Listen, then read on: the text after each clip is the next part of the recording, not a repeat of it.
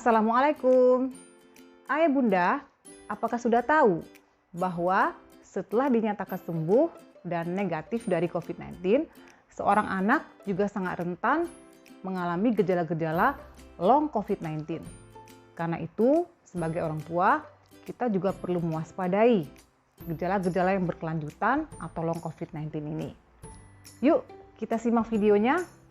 Kita cari tahu apa itu long COVID-19, kemudian gejala-gejalanya apa saja, sehingga orang tua dapat mengantisipasi kondisi ini dengan baik.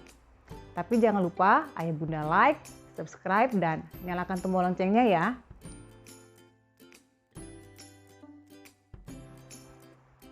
Apa itu long COVID-19? Long COVID-19 atau long haul adalah suatu kondisi ketika seorang anak telah dinyatakan sembuh melalui hasil tes COVID-19 yang negatif, tetapi masih merasakan gejala COVID-19 hingga beberapa waktu. Gejala yang dialaminya bisa dirasakan dalam durasi waktu yang cukup panjang, misalnya bisa berminggu-minggu atau berbulan-bulan. Meskipun gejalanya hampir serupa dengan COVID-19, tetapi kenyataannya long COVID-19 ini sudah tidak menular lagi dan gejalanya dirasakan lebih lama dibandingkan dengan COVID-19. Riset membuktikan bahwa sekitar 15-60% anak-anak penyintas COVID-19 bisa mengalami long COVID-19. Penyebab long COVID-19 baik pada anak-anak maupun dewasa itu belum diketahui dengan pasti.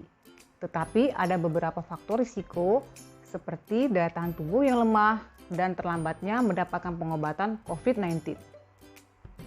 Long COVID-19 bisa terjadi pada anak yang sebelumnya menderita COVID-19 gejala ringan atau tanpa gejala.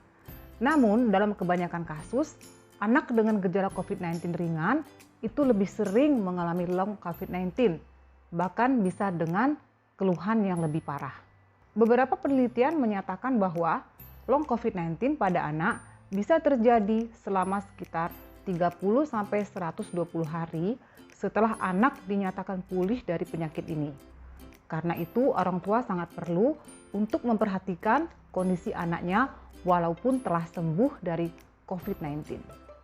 Gejala-gejala long COVID-19 pada anak bisa berupa demam, batuk-batuk, kelelahan, sesak nafas, nyeri sendi dan otot, kemudian nyeri dada, anosmia atau kehilangan penciuman, palpitasi atau dada berdebar-debar, masalah pada lambung, misalnya mual, dan perut kembung. Kemudian bisa juga terjadi kurang nafsu makan, insomnia atau kesulitan untuk tidur, ruam kulit, rambut rontok, bahkan gangguan psikologis seperti sulit konsentrasi, gelisah, cemas, dan depresi.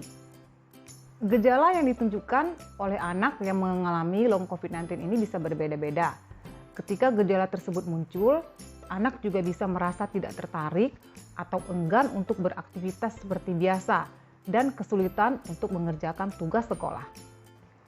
Long COVID-19 pada anak terkadang bisa menyebabkan masalah kesehatan yang lebih berat, yaitu Multisystem Inflammatory Syndrome in Children atau disingkat MIS-C, yaitu peradangan berlebihan dengan keterlibatan banyak organ pada pasien anak yang sebelumnya telah terbukti menderita COVID-19.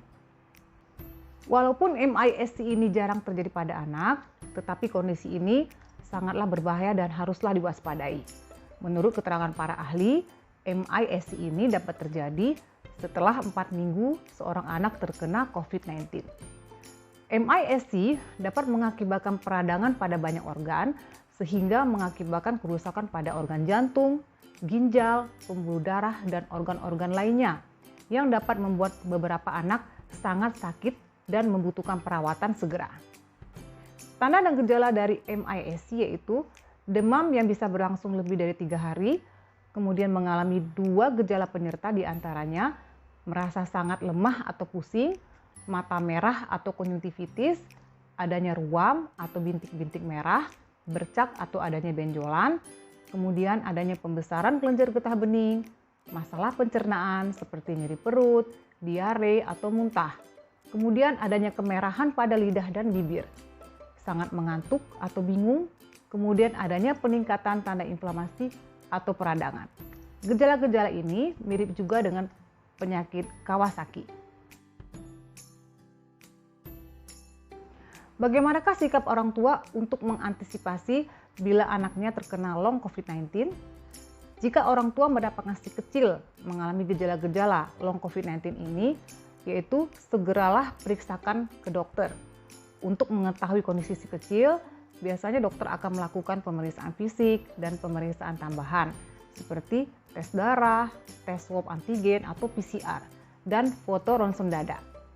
Setelah terdiagnosis mengalami long COVID-19, dokter biasanya akan memberikan obat-obatan sesuai dengan kondisi anak. Jika anak mengalami gejala long COVID-19 yang ringan, dokter akan memberikan obat-obatan untuk meredakannya, seperti paracetamol untuk meredakan demam dan nyeri atau obat batuk untuk mengatasi batuk si anak. Perlu diperhatikan pada orang tua agar melakukan manajemen diri pada seorang anak. Disarankan agar orang tua mendeteksi denyut jantung anak dan saturasi oksigen harian anak. Perhatikanlah pola makan, pola tidur, dan membatasi pengonsumsian makanan atau minuman yang mengandung kafein.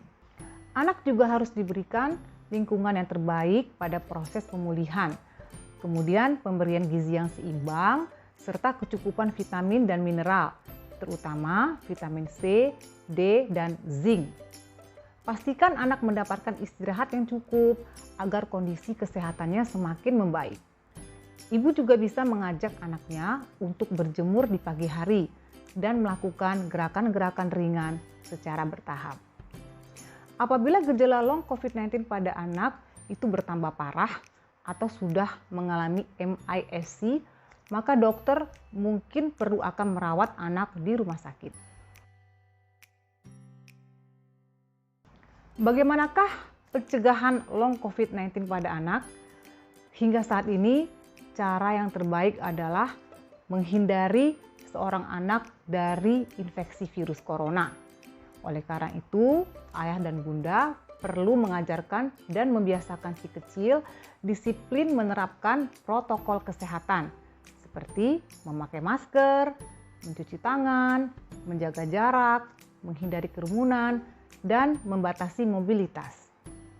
Jika ayah bunda mempunyai anak yang berusia 12 hingga 17 tahun, segera berikan vaksinasi COVID-19.